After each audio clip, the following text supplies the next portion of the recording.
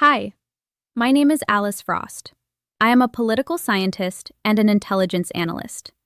Today, I am going to talk about the likelihood of a conflict with China by 2028. I want to preface this by saying that I will be discussing probabilities and not certainties based on trend analysis and game theory. You may disagree, in which case, please comment below. Remember, if you like the content or it gives you any value, please like and subscribe. At the very least, it makes my day. Taiwan is a classic game theory problem where outcomes are driven by capability, timing, and belief. States do not need certainty to act. They need to believe the balance of risk has shifted enough to justify escalation. There are two stable equilibria. The first is deterrence. China coerces Taiwan, politically, economically, militarily, but does not invade because the expected costs remain too high. The second is force, a rapid attempt to win before outside intervention coheres. When Beijing believes speed, surprise, and concentration outweigh long-term military, economic, and political costs, then the second option becomes more likely. Several observable inputs are now moving in that direction. First, PLA exercises are becoming more specific. They increasingly blend quarantine-style operations, strike activity, and multi-domain suppression. This looks less like political signaling and more like rehearsing escalation pathways. Second, China has constructed a full-scale replica of Taipei's Boai political district, associated with Taiwan's senior political leadership. That is not generic terrain training. It is consistent with rehearsing leadership or command and control targeting. Third, China is exercising civilian roll-on, roll-off ships as troop carriers. That directly addresses the largest constraint on a Taiwan invasion, lift. It materially expands transport capacity beyond purpose-built amphibious forces. Fourth, there are multiple OSINT observations, unconfirmed but recurring, suggesting experimentation with reduced signature Z-20 helicopter variants. This is not proof of deployment, but it is consistent with preparation for airborne insertion or decapitation-style operations. Now, I'm not saying that we are definitely seeing signs of an invasion, but we are definitely seeing advanced planning. Taken together, these indicators point toward preparing a compressed timeline option, leadership strikes concurrent with maritime coercion and rapid assault. A slow blockade gives the West time. Speed denies it. Now, let's look at the United States. The U.S. Navy had roughly 296 battle force ships in early 2025, with projections dipping into the low 280s around 2026 to 2027. China is already at roughly 400 battle force ships and continues to grow. More important than totals is concentration. China can commit a very large share of its naval, air, missile, and ISR assets to a Taiwan contingency. The United States cannot. The U.S. Navy is a global force with simultaneous obligations. China has also invested heavily in anti-access and area denial systems, often described as carrier killers, designed to push U.S. aircraft carriers farther from the fight. This does not make carriers obsolete, but it does force greater standoff, increasing reliance on aerial refueling and range extension options, which introduces operational and survivability trade-offs.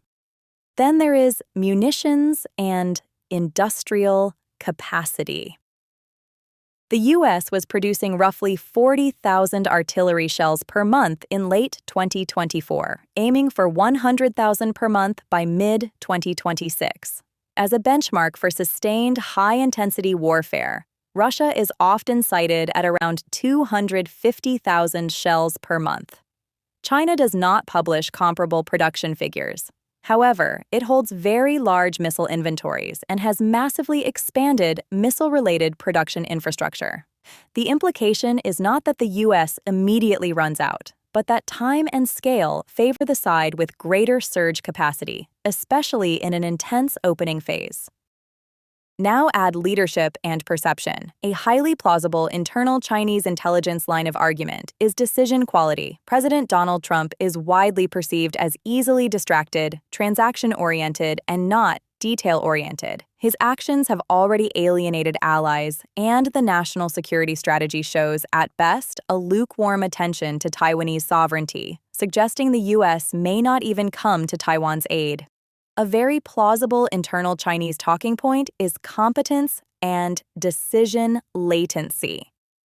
That U.S. leadership is distracted, not detail-oriented, and that senior defense leadership is perceived as prioritizing culture war optics over war-fighting focus. For example, Pete Hegseth has publicly emphasized issues like fat troops and fat generals and admirals as unacceptable, signals adversaries can interpret as misaligned priorities in a high-end fight. Whether that perception is fair is irrelevant. In deterrence theory, adversaries act on belief, not truth. Even a modest downgrade in perceived U.S. competence or response speed lowers the estimated probability of rapid, coherent intervention. Now add China's own demographic and economic pressures, shortening its strategic time horizon.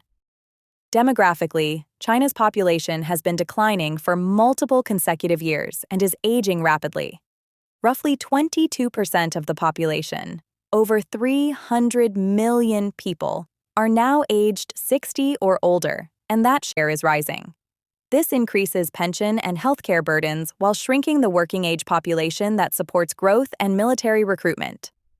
Economically, China faces persistent headwinds: a prolonged property sector collapse, severe local government and financing vehicle debt stress as land lease revenues fall, weak domestic demand, and elevated youth unemployment. Credit growth has slowed sharply, and private sector confidence remains fragile. Being a political scientist and having worked for an intelligence agency, we would never conclude that war is imminent based on the evidence I've presented. None of these trends force a war, but they create a plausible internal argument, particularly within the MSS and the PLA's military intelligence community, that China's relative position may look better now than later, and that a strategic window could be narrowing. That is why 2026 to 2028 matters.